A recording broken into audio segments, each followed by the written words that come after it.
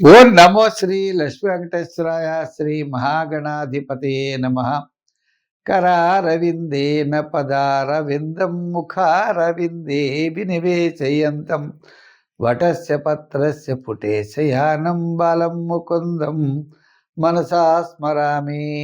ప్రేక్షకులు నమస్కారాలు తెలియజేస్తూ మనం ఈ వారం రాశి ఫలాలు తెలుసుకుందాం. తప్పనిసరిగా 21 డిసెంబర్ నుండి డిసెంబర్ 27 వరకు ఉన్న గ్రహాల యొక్క పరిస్థితులను అనుసరించి రాశి ఫలాలు తెలుసుకుందాం. మనం ఈ వారాల యొక్క గ్రహస్థితి పరిస్థితులను అనుసరించి మిథున రాశిలో గురుడు, సింహరాశిలో కేతువు, కుంభరాశిలో రాహు, మీనరాశిలో రాహు శని, అదేవిధంగా మనకి ధనుర్రాశిలోకి వచ్చేటప్పటికి ధనుర్రాశిలో రవి, కుజుడు, శుక్రుడు, అలాగే వృశ్చిక రాశిలో బుధుడు.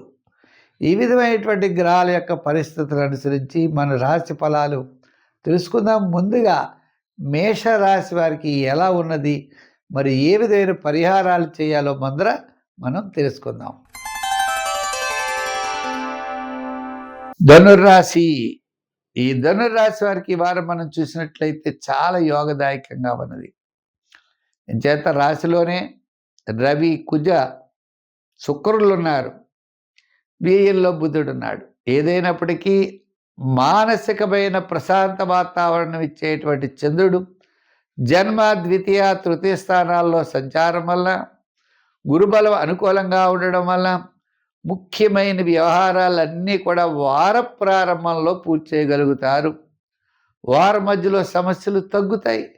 వారాంతం అన్నింటా శోభాయమానంగా ఉంటుంది. శుభరూపమైన, పుణ్యరూపమైన కార్యక్రమాల్లో వారాంతం చక్కగా పాల్గొంటారు. నూతనమైన ఆలోచనలుంటాయి. ప్రతి పని యందు శ్రద్ధ ఉంటుంది. మంచి విషయాలతో ముందుకు వెళ్ళేటువంటి పరిస్థితి ఈ వారం కనబడుతున్నది. గత 4 వారాల కంటే ధనుర్రాశి వారికి ఈ వారం చాలా అనుకూలంగా ఉన్నది. విద్యార్థులకి సామాన్యంగా ఉన్నాం. వృత్తులు చేసేవారికి ఆ వృత్తుల్లో డెవలప్మెంట్స్, కీర్తి ప్రతిష్టలు ఇవన్నీ ఉంటాయి.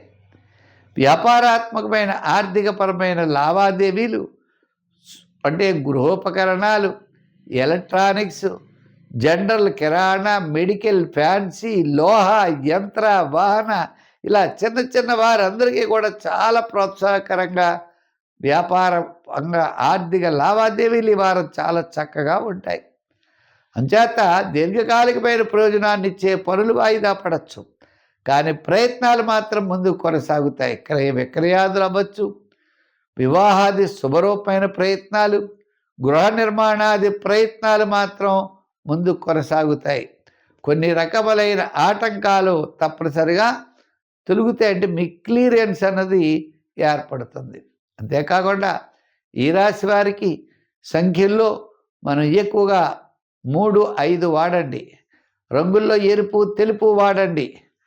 ఆరాధనలో శని భగవానుని పూజించండి. ఆయన స్నేహితుడైన ఆంజనేయ స్వామిని పూజిస్తూ ఆయనకి తౌలుపాకులతో కూడినటువంటి దండ వేస్తూ, అంటే తౌలుపాకులతో నైవేద్యం, ఆ తౌలుపాకులతో పూజ, సింధూరంతో పూజ, అప్పాల నైవేద్యం పెట్టండి. విజయం సాధించండి.